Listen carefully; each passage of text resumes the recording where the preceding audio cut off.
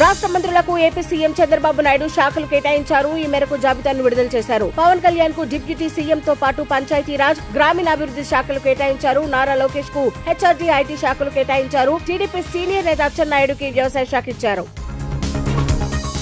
MBBS, BDS ఇతర వైద్య కోర్సుల్లో ప్రవేశం కోసం నిర్వహించిన నీట్ 2024పై పెద్ద ఎత్తున వివాదం చెలరేగిన విషయం తెలిసిందే. దీనిపై సుప్రీంకోర్టులో మరో పిటిషన్ దాఖలైంది. నీట్ పరీక్షలో పేపర్ లీక్, ఇతర అక్రమాలపై సీబీఐ దర్యాప్తు చేపట్టాలని పిటిషనర్ అభ్యర్థించారు. ఈ విచారణ సందర్భంగా కోర్టు ఆత్మహత్యల ప్రస్తావన తీసుకురాగా సర్వోన్నత న్యాయస్థానం సున్నితంగా మందలించింది.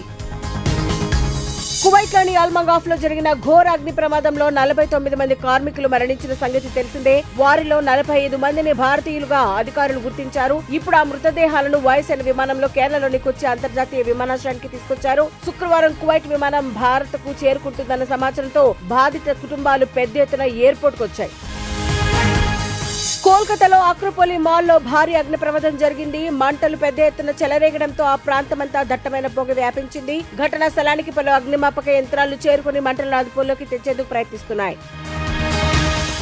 మంత్రిగా ప్రమాణ స్వీకారం చేసిన తనకు శుభాకాంక్షలు తెలిపిన వారందరికీ జనసేన అధినేత పవన్ కళ్యాణ్ ధన్యవాదాలు తెలిపారు. తనను నేరుగా కలిసి అభినందించాలని పార్టీ నాయకులు, కార్యకర్తలు ఆశిస్తున్నారని, త్వరలోనే జిల్లాల వారీగా వారందరినీ కలిసేందుకు షెడ్యూల్ ప్రకటిస్తానన్నారు. ఇక అభినందనలు తెలియజేయడానికి వచ్చేవారు పూల బొకేలు, శాలువాలు తీసుకురావద్దని విజ్ఞప్తి చేశారు. G7 శిఖరాగ్ర సదస్సు వేళ ఇటలీలో షాకింగ్ ఘటన చోటు చేసుకుంది. ఆ దేశ పార్లమెంట్ లో ఉద్రిక్త పరిస్థితి వెలుగు చూసింది. ఓ బిల్లు విషయంలో అధికార, విపక్ష పార్టీలకు చెందిన ఎంపీలు ఒకరిపై ఒకరు దాడులు చేసుకున్నారు. ఈ దాడిలో ప్రతిపక్ష నేతకు గాయాలైనట్లు తెలుస్తోంది. సదరు సభ్యుడిని హుటాహుటిన ఆసుపత్రికి తరలించినట్లు స్థానిక మీడియా తెలిపింది. వశిష్ఠ దర్శకత్వంలో మెగాస్టార్ చిరంజీవి నటిస్తున్న మూవీ విశ్వంభర ఇప్పటికే వరుస అప్డేట్లతో సందడి చేస్తున్న మూవీ యూనిట్ తాజాగా మరో కొత్త సమాచారంతో అభిమానుల్లో జోష్ పెంచింది. బాలీవుడ్ స్టార్ కునాల్ కపూర్ విశ్వంభర టీమ్ లో జాయిన్ అయినట్లు తెలుపుతూ దర్శకుడు పోస్ట్ పెట్టాడు. కునాల్ ఈ మూవీలో పవర్ఫుల్ పాత్రలో కనిపించినట్లు తెలుస్తోంది.